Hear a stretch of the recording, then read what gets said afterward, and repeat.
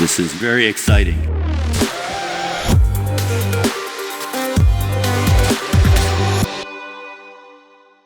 Hi, this is Dale Peterson, and welcome to the Unsolicited Response Show. Joining me on this episode is Ralph Langner. He is the founder and CEO of Langner, Inc. And probably give you a little longer intro than I normally do, Ralph, on the show. You're a pioneer and legend in OT security, but that always makes me nervous because that kind of connotes that you're done, but you're still doing a lot of new things, new efforts, pushing boundaries. So you've been doing it for a while, I know. I met you in 2007 when you came to S4 and gave a really good paper on OPC Exposed, showing way back in 2007, showing that these protocol stacks and others were full of errors. Ralph is probably most famous for Stuxnet. He was one of the key people in finding that it affected the PLC and then actually diving deep into the target, the actual centrifuges. And I'd encourage you to read his To Kill a Centrifuge paper, or watch his TED Talk, or watch his Stuxnet Deep Dive. I'd say those two talks, Ralph, are probably the most widely viewed talks, one technical and one more general, in the whole OT security field. Even all these years later, I don't think anything comes close. And boy, this is a long intro, but you've done so much. I'd also say that people should check out his Robust Control System Networks book. Still, I'd say one of the top 3 books on OT security. I recommend it all the time. Came out about 10 years ago. And then what you've been doing lately, the last few years, is working on this product called OTbase, which is an on-premise OT asset management software. And just to finish the intro, I would also have to say that Ralph's a good friend. We've gone on many hikes together. Unfortunately, not in a couple of years, but I'm looking forward to doing that again now that COVID is waning here. So, Ralph, with all that, welcome to the show. Well, it's my pleasure. Thank you, Dale. And let me add just one idea to your long intro. I think if you're that for that many years in this field, as we both have, my impression is I'm a little bit underwhelmed by the new ideas that we're seeing. So I always have the impression, well, that's how many times did we hear this before? And that usually drives me to search for new ways to push things forward, to push the envelope. And that maybe also, it might explain the different turns that I took in my, I wouldn't say in my career, because I'm the CEO and founder of my company for so many years, but in respect to the focus that I put on things where I think this really needs more attention, we need to drive this forward. So, for example, you may remember this, but most people will not remember this who view this show. We spent lots of time years ago on OT security policies. We had a specific product around that. It was called the Simple Cyber Governance Program. And as so many things in life, this just turned out to be not really welcomed by the community if you specifically consider it in business terms. So it wasn't a huge success. I think it was a very nice product, but that's how life is and how business life is. And what I would like to see that others in our field are also more eager to just experiment and just push forward some ideas, some directions that probably at first might either seem crazy, or they may seem totally convincing. But then what you got to do is you got to learn from experience, and if it doesn't pick up, then you probably should move on. And this is the one thing that puzzles me a little bit. And I'm confident we will go into more detail at the S4 conference in February, right? Yep. So why don't we see more diversity, not just in respect to men and women in OT security. I like your efforts in that area, but diversity of different approaches, concepts, etc. And that's what I try to push. And the reality is then every so often you also fail. You hit a dead Yep. end. Yep. Yeah. It's funny because I've been thinking about that a lot lately. We announced the theme for this year's conference is explore. And I've been reading books on explorers. I've been looking at, just thinking about it. And one of the things you mentioned is, yes, a lot of those explorers failed, right? They didn't achieve their mission. Sometimes they died. Hopefully no one has to die pursuing an idea in OT security. Sometimes it feels like it, but you don't have to do that. And it's so important to get new ideas into this community, and I'm totally with you there. So that's what we're pushing, and I'm actually working on my mini keynote and writing it these days. And exactly what you said is what I'm seeing. Now you have mentioned that you've done this a number of times in your own career, but I would say made a major shift when you moved to this OTbase as product, because you were doing a lot of consulting, and after Yes. Stuxnet, a fair amount of Yeah. speaking, and quite honestly, you probably could have done that till you wanted to retire, Yeah. and probably Mm, stress-free life, relatively yeah. stress-free, good rates and such. But what was it that drove you to say, I'm going to set that aside, and I am going to be Langner is going to be a product company built around this product? Well, actually, there were a couple of reasons for that drastic move. And I remember Hmm. back in the Yeah. days when you told me, are you sure you want to do this? And you even threatened my wife by saying that. So she Well, I said she it's a was lot of getting work. she was getting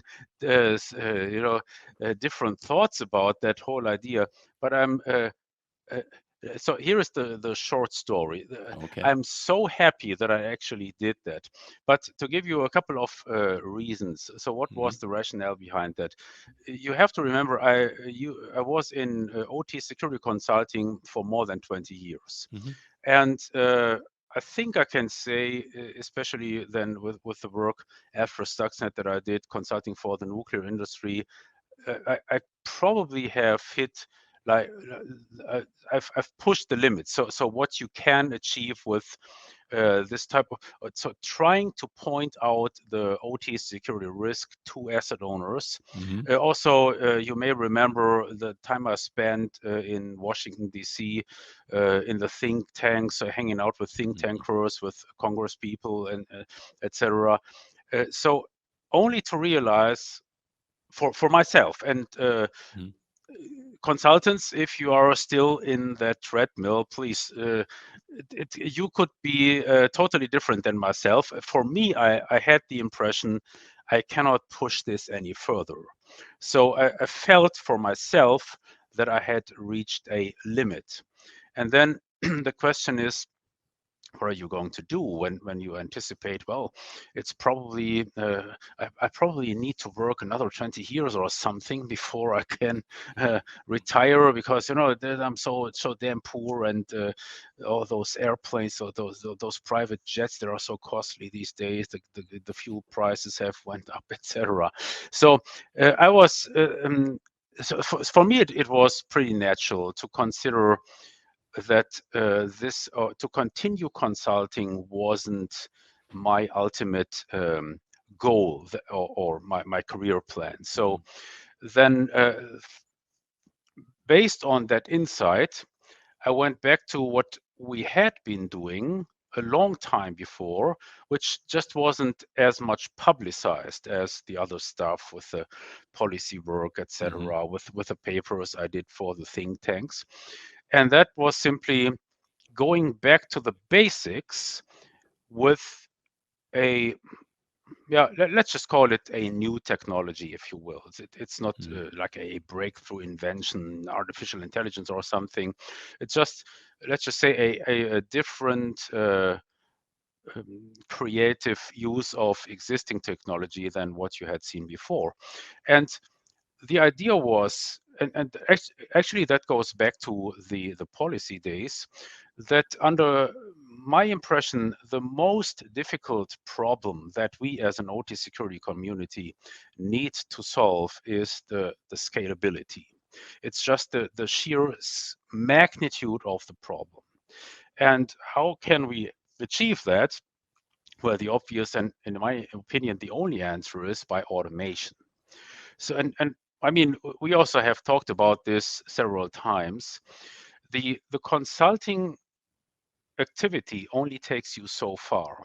Once that you have seen how big the problem really is, it's just like an ocean. And unfortunately, many asset owners, many consultants, many people in policy making, they only see this little shore, they see their nice beach, but they don't see the ocean. And I mean, I'm not pretending that I would be this genius with total insight.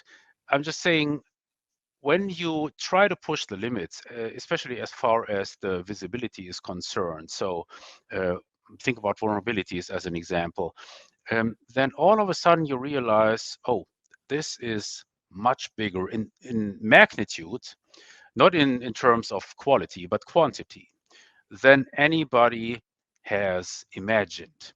And this certainly also gives you a different perspective when you think about everyday discussions about, cyber vulnerabilities. And I think we will go into more detail about that in this show.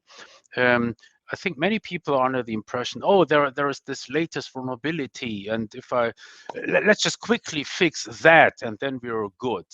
Which in reality is total nonsense, because this is only the tip of the iceberg that you see.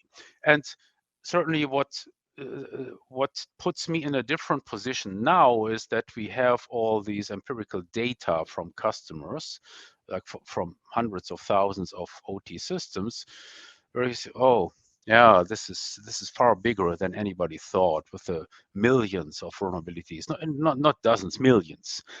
I'm not shitting, right? So this is the reality. So that led me into thinking, well, this would be worth a worth cause to spend the next 10 or 20 years on. And this is what I'm doing. And let me also be very clear about this. I think this is the probably after Stuxnet, after that analysis, the most productive phase of my career, because we are getting so much insight, and it's just the idea that you can actually make a difference with technology and with automation, and give asset owners that additional visibility that in some cases totally turns things around. Because all of a sudden you realize, okay, yeah, we are going to need much more resources than we had anticipated, or we could simply just not bother with even trying to patch these, let's just say, 50 Windows PCs, because it won't make a difference, right? So bottom line is, a couple of years later, so I morphed from consulting to a software product company roughly 5 years ago, and I have never regretted it since. Just to the contrary, today I would say, should I only have done that better earlier?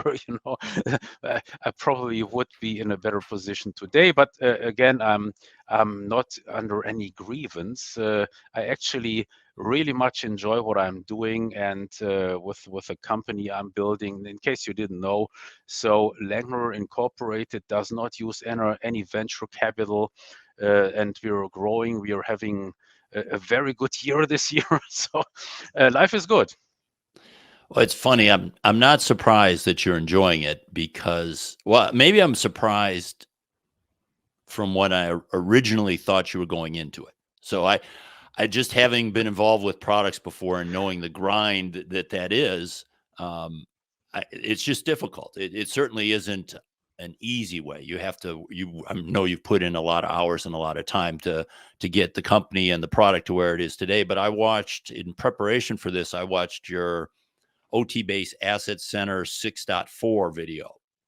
And in there, you're showing all the new things for 6.4, and you're talking about, what customers wanted and why you made this change. And it was very clear you really enjoy building this product and improving this product and working with customers and figuring out how it can be better. I mean, the joy, you've always been good at presenting things, but the joy that you have in this product really comes through in that video. And maybe for people that aren't aware, I mean, a lot of times you talk to the CEO of the company, they may not really know their product that well. It's very clear that you know every in and out of this product and have a major hand in what's being done on the Yeah, product. that is correct in a way, but there is a simple reason for that you may not have expected. The reality is that we have been, I wouldn't say working, but we have, me and my team, we have been thinking about an OT asset management product for so many years. Hmm. And it never really took off. Maybe also back in the days, the time was too early. But I still remember, and you could even ask my employees that they remember it as well, because they're around for a long time. When we had first discussions many, many years ago, well, shouldn't we probably try to use Microsoft Access as a potential database to store all that asset information, that you could link it to symbols in a Visio diagram for network topology, etc. Hmm. That goes back a long way. And throughout all of our consulting engagements, we have always pointed out, well, to the client, well, you don't have an asset inventory, so how are we supposed to tell you anything about your security posture, right? So we need to start with trying to do an asset inventory on the fly, and that, to be brutally honest, that really pissed me off, because that first of all, it was just a waste of time, and everybody knew, you can only take it so far within a project, where you can Hmm. probably, if you stretch it, spend a couple of weeks on trying to manually assemble that asset inventory. But my point is, that goes back a long way. So, and that also means that we had, and not just myself, also my employees, we had those concepts in our heads and in our internal discussions for such a long time, until I finally said, okay, guys, now we're going to get serious, and now we are doing it. Okay, well, let's dig into this a little bit. First, I want to start out. Do you consider OTbase a security product? No, that's a very good question, because the funny thing is that when we get into discussions with prospects, we usually end up being compared to ICS detection products such as Hmm. Nozomi, Clarity, etc. But that's the wrong comparison, because that's a different product category. And if you carefully check out our collateral, you will not see the claim that we are, or OTbase would be, an OT security product. So Hmm. it's all about the positioning and the product category. We are not in that basket. The value proposition of what we do is not to inform you about the hackers when they strike, inform you about potentially Hmm. malicious traffic in your networks, etc. So what we are doing is we are much more foundational and much more fact-based, I would say. So it's all about telling you what you have, period. That's Hmm. basically it.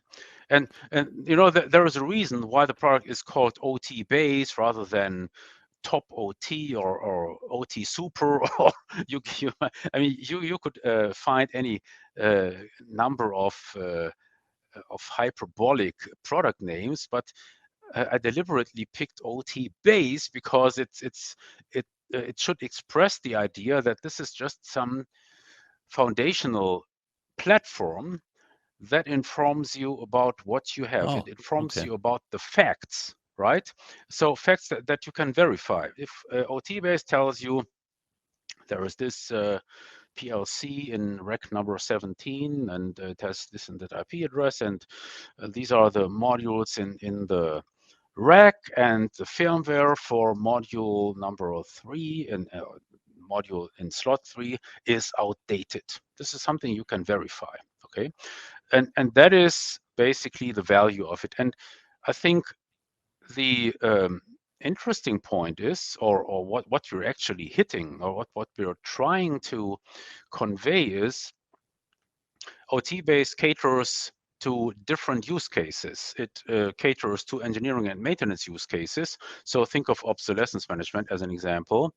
And it also caters to security use cases, which would most likely be vulnerability management. So I think we have a very solid vulnerability management functionality in the product, and also to incident management, because in the case you are getting hit and you don't have a solid asset inventory, you are going to struggle. It's going to take you probably a couple of weeks longer to recover, or even to identify what's going on than compared to you had this capability, you had this level of visibility, you have all the network information, the topology diagrams, you can immediately see which other PLCs or engineering workstations that you're operating are affected by the same vulnerability that was exploited. So those would be the value propositions for cybersecurity use cases. But again, we made a very strong case in also catering to engineering and maintenance use cases, because you know that, Dale, many people don't. So, but those who are a little bit longer in this business, we have burned soil with OT security products that didn't provide any value to the guys with the boots on the ground. They just, those nice and fancy security products that were introduced from IT just made the lives of engineers in control engineering and maintenance even more miserable, right? So that was a very bad experience. And if you didn't learn from that experience, I think you are not going to make it in OT security. You gotta give the engineers some value. You gotta put meat on the table. Otherwise, they will not just not like your product, they might also try to actively sabotage your product and your projects. And I mean, how many times did we see that? And we just thought, well, that's you should probably learn that lesson and move on, and also think of all the boys and girls who keep things running. Well, I'm in line with you in the sense, and I'd have to go back and look. It's probably 4 or 5 years ago now where I predicted in my analysis of the market that you're actually going to have separate marketplaces for asset management and detection solutions. They'll communicate with each other, but they're separate products with separate users with separate needs. And so it makes a lot of sense to me that you chose a path rather than trying to cobble something together that makes them both work. But let's talk. I mean, you clearly, I looked on your site to make sure I got it right. On-premise OT asset management software. So asset management is a big task. It's multiple things, right? You mentioned vulnerability management, asset inventory. A lot of times we hear from the security side, we hear asset management. People think of those two, asset inventory, vulnerability. But I think change management is in there. Obsolescence management, as you mentioned, is in there. So what do you see as the main components of an asset management solution? And is it important for a product to do all of those, or do you just pick some and then communicate to others that do the parts that you don't miss? What's the trend in the asset management world, or what do you recommend? It's difficult because you're asking me what the trend is in that world, and I could posit that we're the only pure play asset management product in the OT space, right? So I don't see the trend. I can tell you what we are doing, and obviously I'm happy with that position. So, but seriously, I think we are not directly competing against the ICS detection products. I'm not aware of any direct competitor, but to nail it down to the Hmm. core question that you have asked, I think uh, that asset management in OT is actually a separate product category because in so many ways it's different from ICS detection or threat detection or Hmm. whatever you want to call that. And I mean, we could talk about that for at least an hour if we wanted But to, but just what to are give some you of the what are some of the main ones? Like I yeah, mean, asset just inventory is one, I was getting obviously. there, right? So Okay. so let me give you some pointers. As an Okay. example, an asset management system is not concerned with events like, oh, this could be malicious traffic. No, it's out of scope. Okay. It is not concerned with threats. If you want to analyze those items, well, you just go for an ICS detection management system, ICS detection product, and maybe you have done so already. The reality is that I would say most of our customers, they are already using an ICS detection product, and they have identified that the asset management capabilities are unsatisfying. So they're simply dissatisfied with what they have seen so far. It doesn't meet their requirements. And I actually, I'm not in the mood to bash any of the ICS detection products. I'm just taking that as a fact because otherwise we wouldn't get that business. So I think there is a clear dividing line in the ICS detection space. You talk about threats, you talk about potentially malicious traffic, Hmm. and whereas we look at more static information, we look at the facts, like what I said earlier on. You have, let's just say, 3,517 of these PowerFlex actuators throughout your organization. And we could tell you exactly where they are, what firmware they're running, what firmware is the latest version, and so on, what vulnerabilities they are prone to, and so on.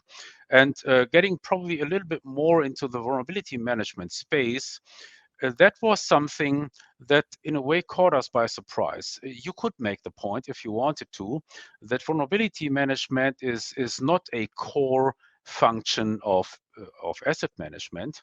However, if you want to understand which known vulnerabilities, as is expressed in CVEs, affect your installed base, the only way that you can make that happen is via an a very solid, reliable, accurate asset inventory. Hmm. And this is what I would see as the core of OT asset management.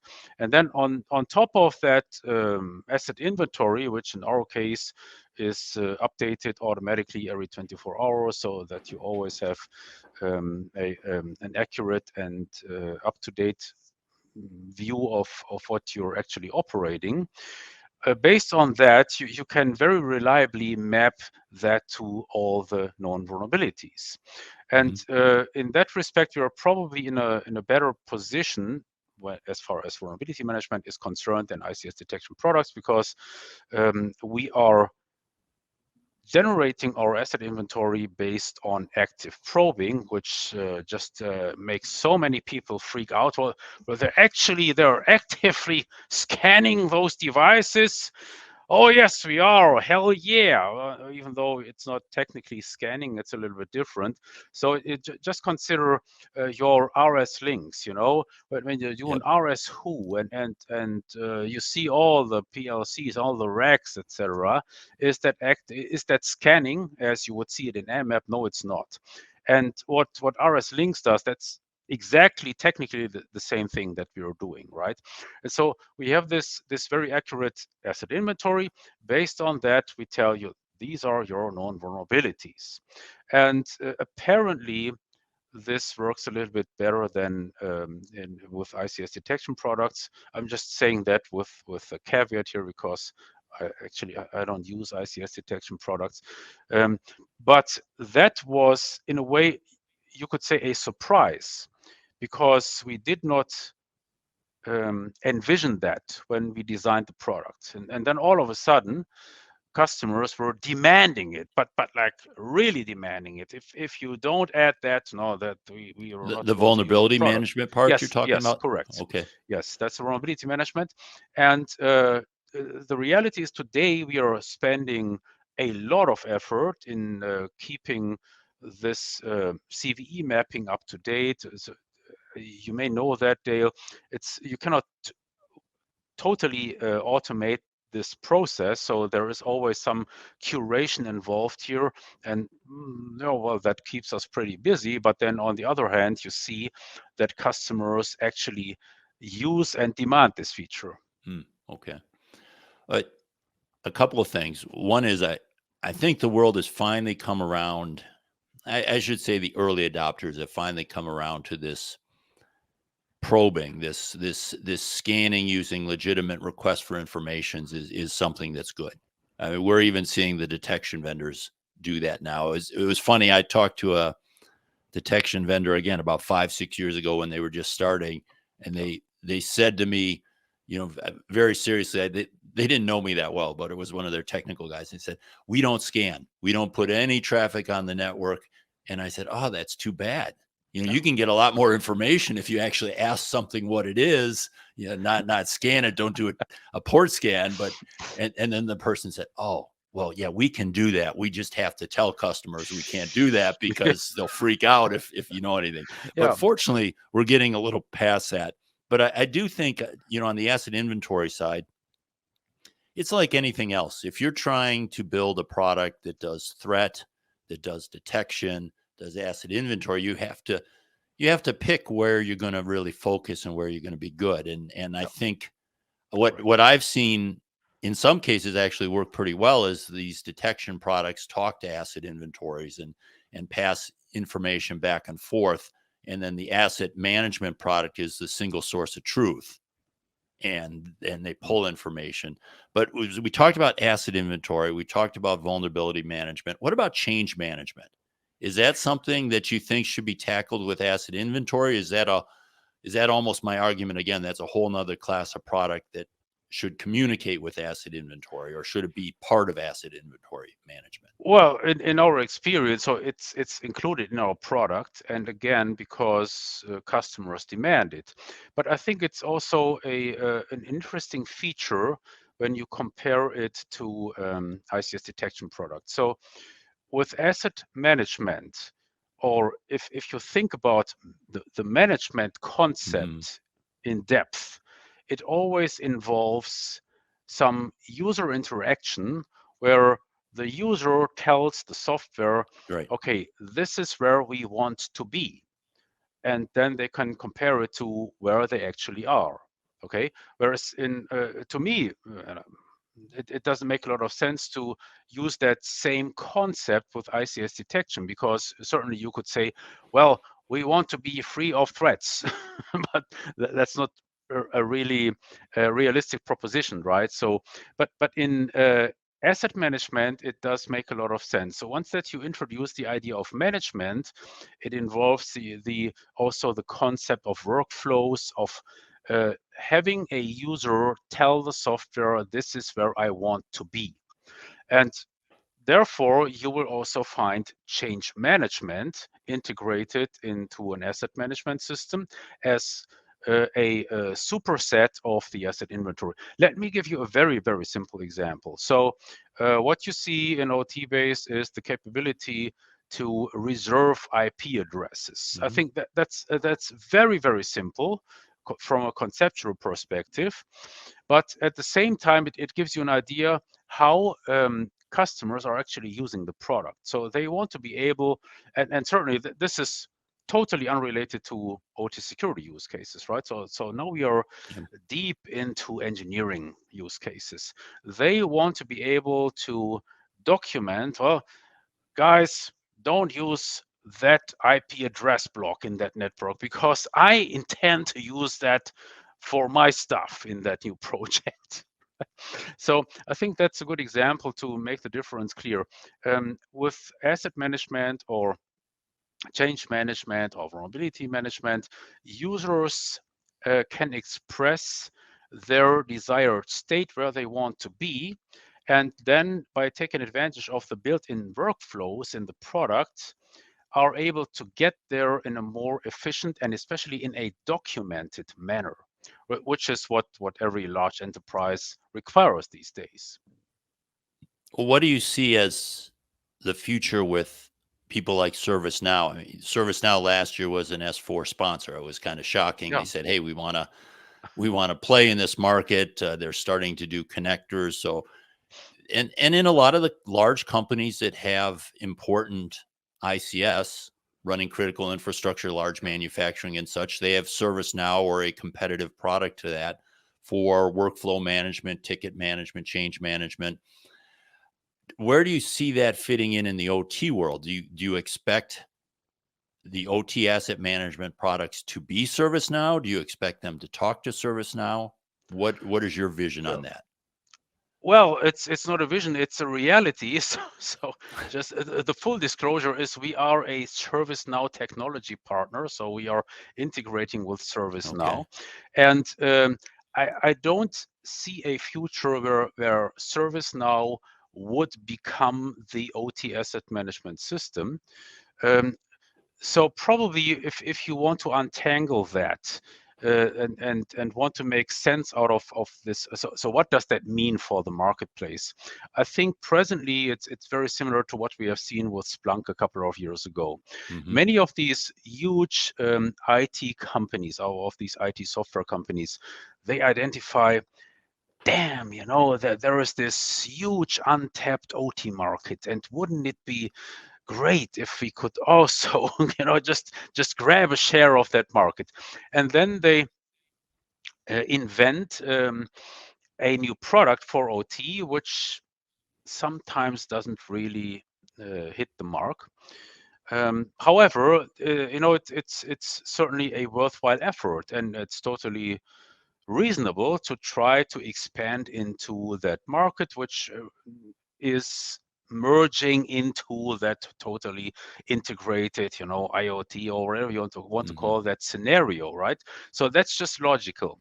What in reality, however, what I don't see is that this idea or that desire to take over that additional piece of the market, that this would play out in a great way, that it would just smash all the other um, ICS detection products, OT asset management products, because that's in a way not possible, at least if you look at the product as it presently is. So if you look at ServiceNow, they have just released, or this year, they have released their first version of their OT product.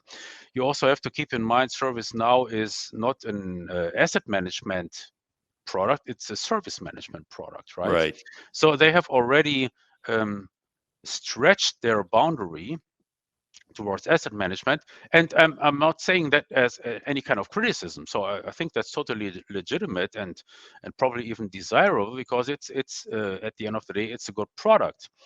However, what we see is um, they are struggling in a couple of ways, I think it's going to take a couple of years to see how this is going to play out. Just to give you some idea, in ServiceNow, you cannot model networks.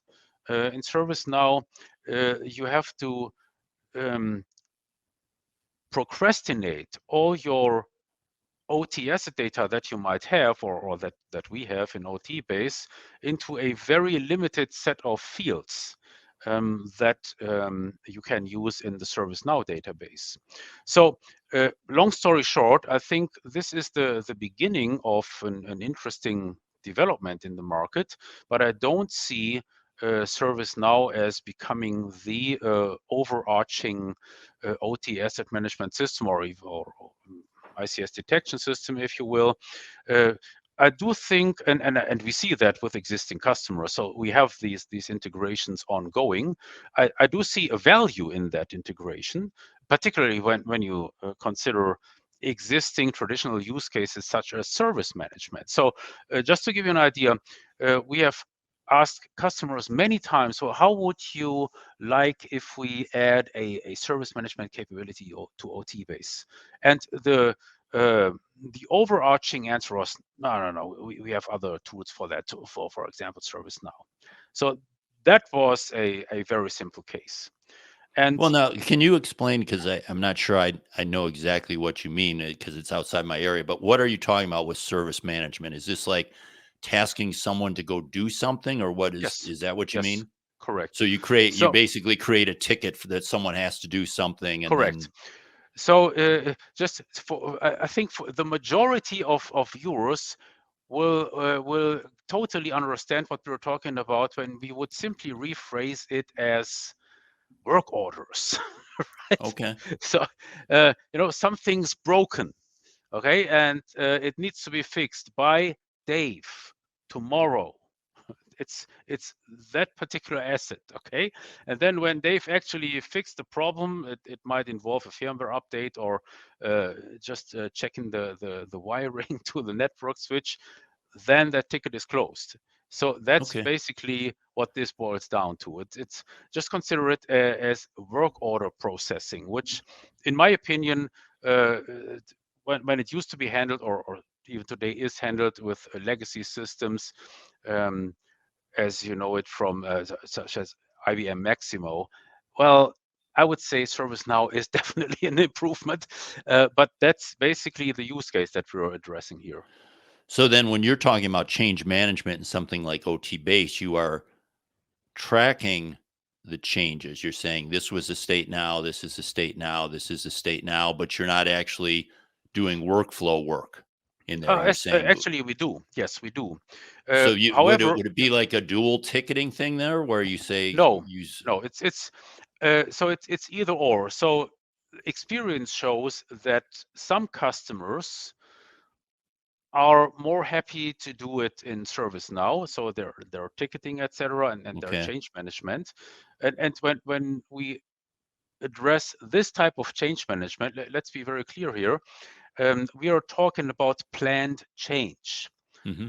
I'm stressing this point because many people, when they hear the term change management in OT, they are thinking about a way to track configuration changes, and this Oh, is what we're doing all the time. yeah. So OTbase will tell you automatically when you log in, over the last 24 hours or 7 days, these were all the configuration changes. Somebody updated firmware here, somebody installed a new device there, and so on. But when it comes to planning change, we do actually have a workflow for that in OTbase. It's used by some customers, and full disclosure is those customers, to my knowledge, don't use ServiceNow or similar Hmm. products. For the large enterprises who are using ServiceNow, they are not using our workflow, and it makes total sense for me. Hmm.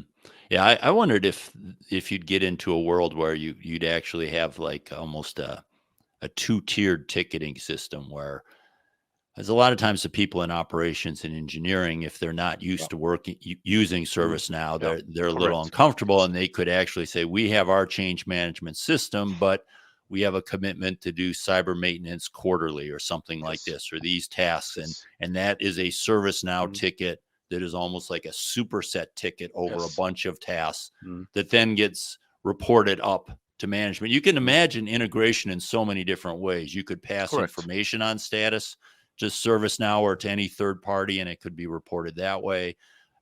To me, it's really an interesting thing to see what will be some of the primary modes that catch on. I mean, hopefully this happens Mhm. more. I'm sure you've seen it. Change management is when you go in to talk to customers is something. Do you have change management? You ask them, they almost all say yes Yeah, if they don't know you real well. If they know you exactly. well, then they kind of say, well, I go talk to Steve Yes. and Mm, Melissa, and then we decide what we're going to do, and that's change yes. management. Yes. So So I'm really let curious me about that. let me share something that every now and then just makes us laugh. When so you may know how this thing goes when you are getting onboarded to a large enterprise company, Hmm. and then they're doing their risk assessment of your company as a supplier. Okay, and usually these days you get a lengthy questionnaire, and one of the questions is, well, do you exercise asset management? Okay, and that comes from a company that obviously does not already have asset management for their OT infrastructure, because otherwise we wouldn't have this discussion. And then sometimes it gets even better when um, there is a follow-up question. Okay, with your asset management, how often do you inventory your devices? And the finest granularity would be every month. So, wait a second. We are trying to sell you a product that does this every 24 hours for your Yeah, global installed yeah. base, right? So it's always interesting to reflect on those concepts that are out there in Hmm. the market, and the different meanings that people associate with those concepts. So it's always useful to elaborate what you're actually talking about when referring to these big items. Well, I want to hit in we don't have a lot of time left. I want to hit some of the integrations and actually finally get to what triggered this. I've been meaning to have you on the show for a while, and then I saw you did a post on uh, Power BI as a way of creating Mm. visualizations. That's a Microsoft. Is it a tool or a product? It's actually a product, but the Okay. beauty is that you can download a personal version, a desktop version for free from Microsoft. So Okay. it's an enterprise application that you would usually use in some kind of SharePoint Hmm. environment, but everybody can download a copy of the desktop version for free. And this is what we lately integrated into OTbase by providing a connector to pull data automatically from OTbase into Power BI for visualization and analytics. Well, let me put up an example of it here. So, and I'll put this a couple of these screenshots in the show notes as well. But this is this what we're showing up here is it looks like what you would see in any sort of enterprise management system showing you or IT system showing you the current status of your whole system. It's just a chart. Now, I'm assuming that this information was pulled from OTbase. Correct, yes. And how would you it looks like you have some charts and some logs or vulnerabilities you're able to create basically any kind of display you want, or what is the capabilities of this? Well, yeah, that's actually the beauty. So the probably let's do a very short deep dive in here. Why is Okay. this totally fantastic and awesome? So vulnerability management in OT boils down to a sophisticated analytics job. It's all about numbers and analytics. And why is that so super important? Because we see companies wasting precious time and money every single day with anecdotal vulnerability management efforts. So you remember and hopefully also some viewers will remember the talk that we had with Art Manion at S4, Yeah. talking about prioritization, etc. So if you think this absolutely valid approach through, then what you end up with is you need a solid, a robust analytics capability. And basically, we are talking about big data here because, yeah, inconvenient truth.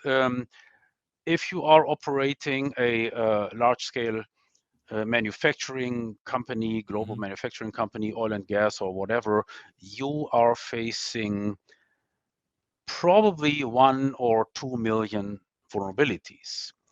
So the idea that you could make a difference just by manually identifying those that would be worthwhile mitigating, that will not get you anywhere. So it doesn't make any difference.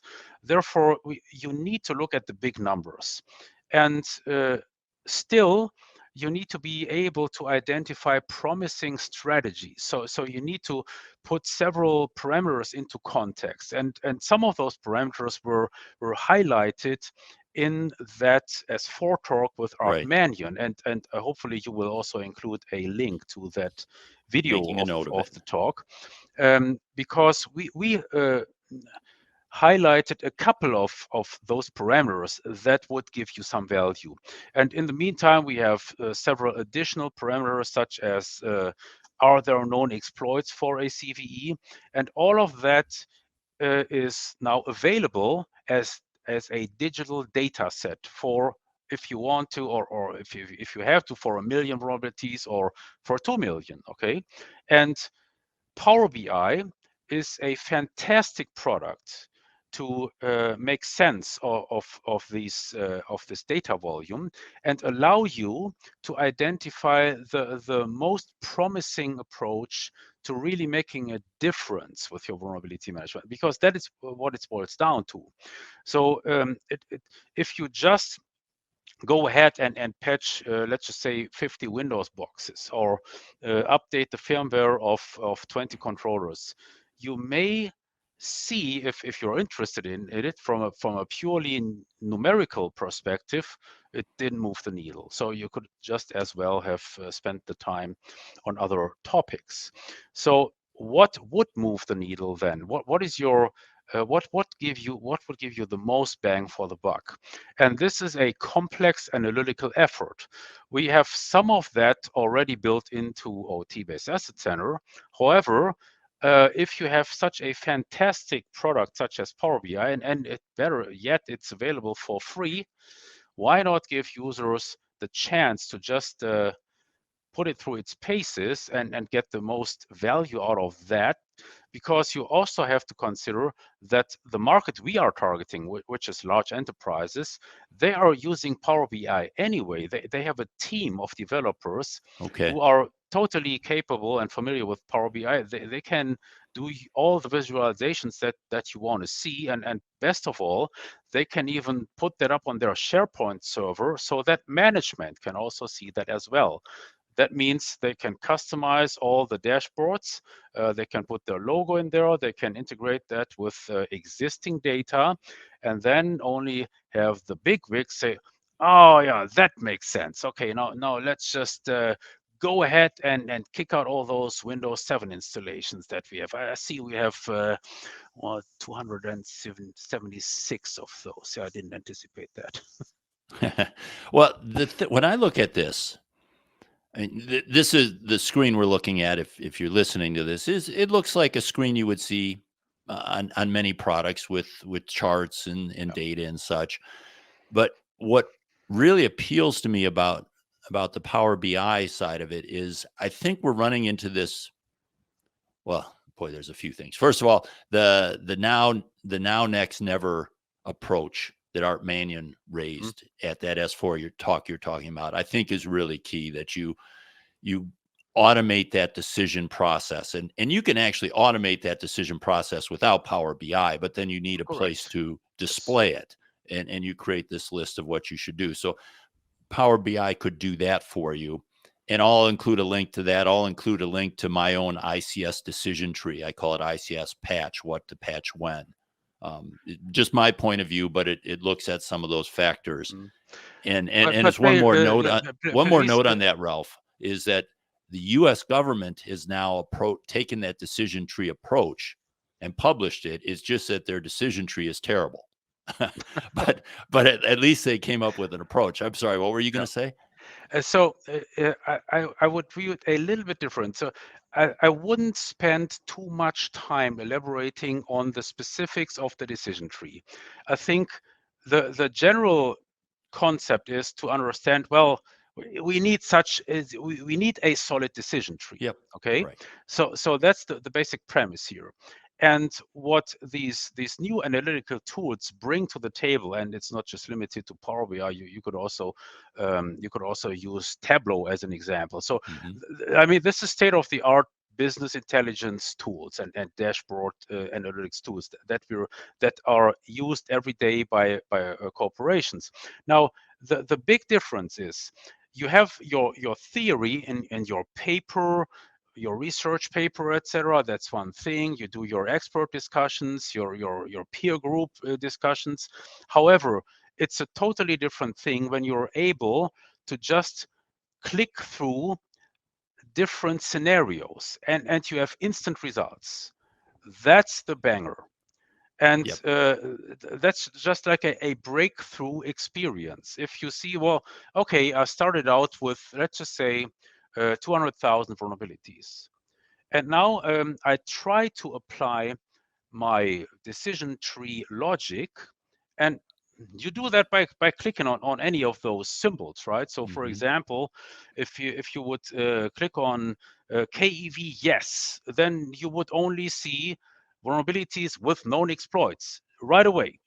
And then you can limit it further in any way you want. The thing is, you get instant results, and you can just test out a couple of different hypotheses, scenarios, also considering the mitigation effort that would be associated with those efforts. And I think that's the breakthrough. And how we can take advantage of these super capable analytic tools for um, really nailing vulnerability management after you have been through this intellectual process. Well, I need uh, my method for this prioritization, etc. But this is only theoretical.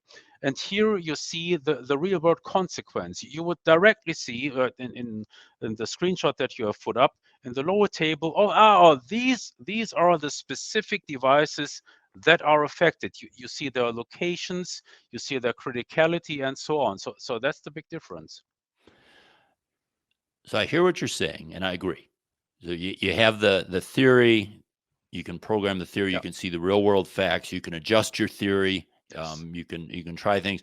The other real win I see with this ability to have more control over this, and also this is partially the way that the asset inventory database has customizable fields. Like you can have I saw in your 6.4 demo that you could have mitigations that addressed the vulnerability without patching.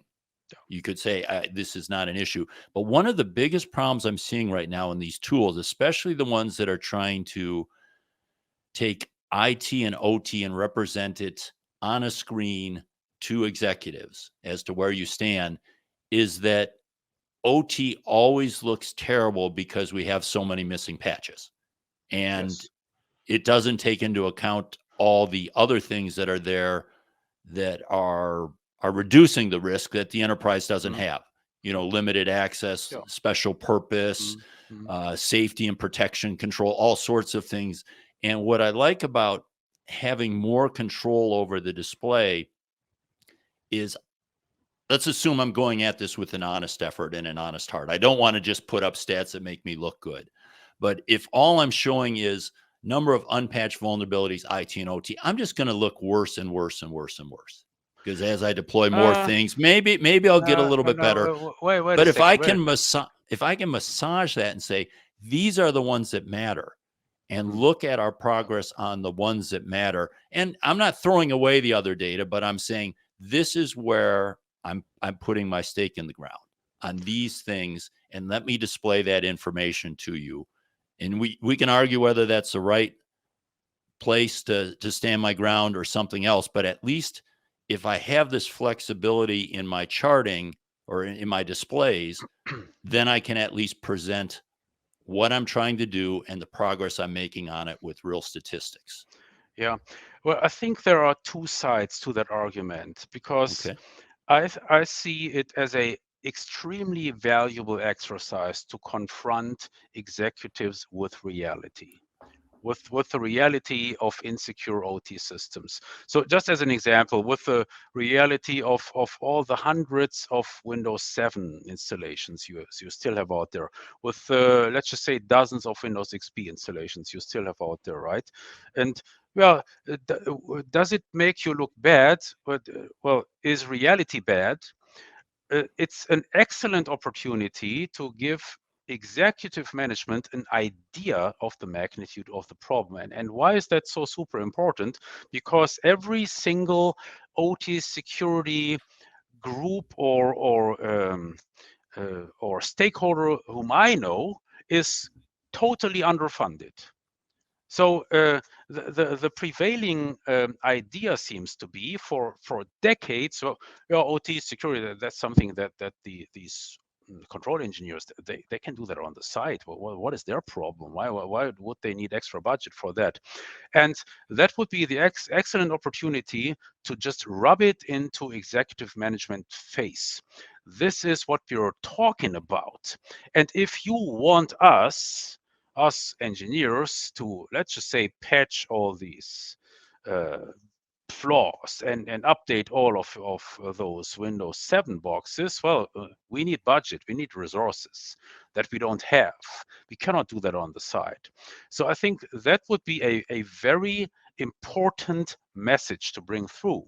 And that usually happens when people look at after introducing OTbase, so then all of a sudden, oh, well, that's so many more vulnerabilities than we had imagined. Yes, but that's the reality.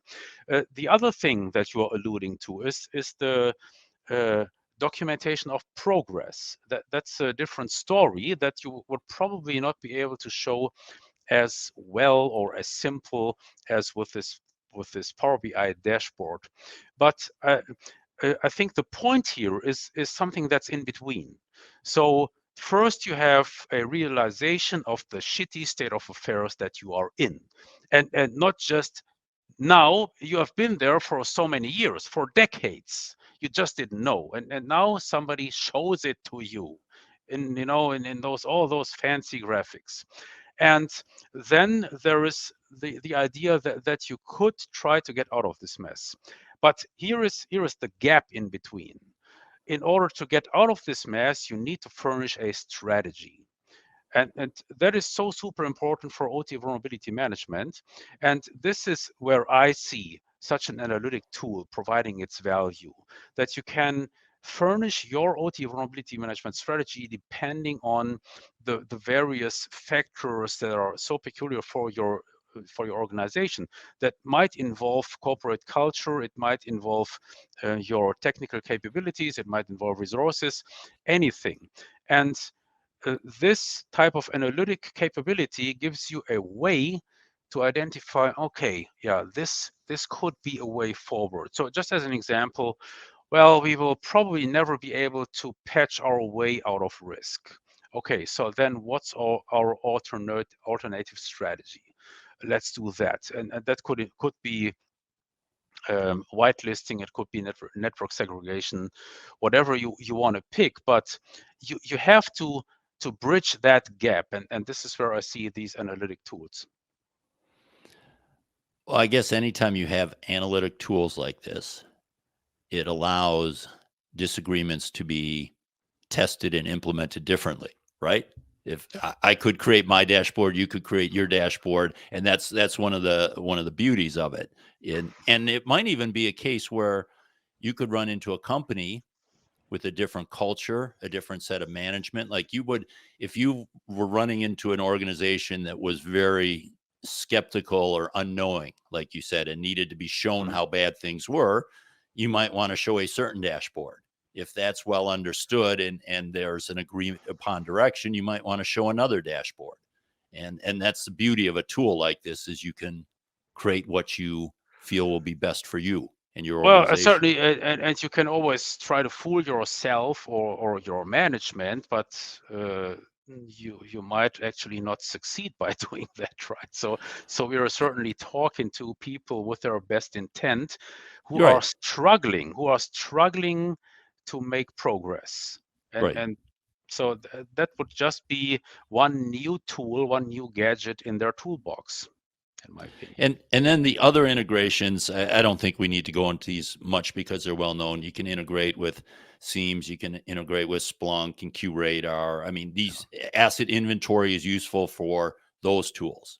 Yeah. They're useful for, I would say, even for the OT detection tools. I think I'd like to see that happen more. The one I'm a little less clear on is the actual patching systems. So I would think that if you're doing vulnerability management and you make a decision that we say these things should be patched in the Mhm. next patch cycle on these assets, then something actually has to do the patching. Do Correct. asset management tools talk to the systems that actually do the patching, or is that more of an export import sort of thing? Well, the one thing I can tell you that we don't talk to those systems because so far it wasn't a customer request. But if you go down that road with the patching, potentially automatic patching, what you also should factor in here is the question, which is surprisingly complex and difficult. What actually are the vendor-approved patches? So that's a problem in its own right. And as it turns out, many vendors, many automation vendors don't provide or don't publish lists of approved patches on the internet that we could digest just like that. Some vendors even go that far and charge extra for telling you which patches they have approved. So that is a let's just say I would say a missing link in the automation Mm. process. I would like to close it, but so far it didn't happen. And for us, it's simply if I would say it's a business decision. Well, if we don't have serious demand in that direction, well, we don't go there. That's an interesting point because I think I would rather have that in my asset inventory vulnerability management tool than in my patching tool. So it would be great if Yeah, Siemens, Honeywell, Schneider, Aviva, Emerson all said, this is how yeah, we're going to provide information in this machine readable feed to say this product has been tested and approved. And then you could just flow that into whatever asset inventory vulnerability management yeah, system you're using. I didn't think about that. That is a huge gap because yeah, right now that's manual. Even the ones that publish, you yeah. have to Correct. download it, look Uh, at it, enter it in. That's a yeah, pain in the butt. correct. Absolutely, I agree. However, let's just throw a tidbit in here for the viewers. In general, you should consider that this is not your biggest problem. Your biggest problem for a lot of organizations is their outdated Windows operating systems, Windows 7, Windows XP, or even older, and all the shitty software such as Adobe Flash Player that drags along hundreds or even thousands of vulnerabilities, right? So if you would want to identify a starting point for your vulnerability management journey, this is what I would suggest to focus on first. Just focus on getting rid of your Windows 7 installations, Windows XP, and also of these totally obnoxious residuals as Adobe Flash Player, and there are a couple of other Adobe products Yeah. that just totally blow up your CVE count and therefore also reduce and also your attack surface. So that would be the practical advice of the day. Okay. I think I would give different practical advice, but we would there'd be a whole nother show. Not that I disagree with you, it just wouldn't be my priority. Are there any other important integrations that you see now or you expect in the next 1 to 3 years? Besides, we talked SIM, we talked ServiceNow, we talked detection tools. Well, I think first of all, it's important to underscore that we are a big proponent of these integrations, because what we provide is like your factual basis, what you Yeah, actually have, your what you source of operate. truth Okay, there. Yeah. and it can only be beneficial if you make that available to other platforms, and also considering that we're selling to large enterprises where you usually already have something such as a ServiceNow or a Splunk or whatever, and you have teams of users who Mhm. are working with these tools, and they want to process the OT asset data with their existing tool set. So that makes perfect sense. But what I would probably want to share is what we didn't expect in that in that dimension is we do have some very interesting custom integrations. So customers are actually developing custom applications where they pull data from OTbase and then visualize it in certain ways. So for example, for processing vendor product notifications, vendor safety alerts, etc. We are presently doing an integration with an a PLC version control system, which I think is also quite interesting. And it also stresses the idea that we not just cater to OT security use cases, but also to engineering and maintenance.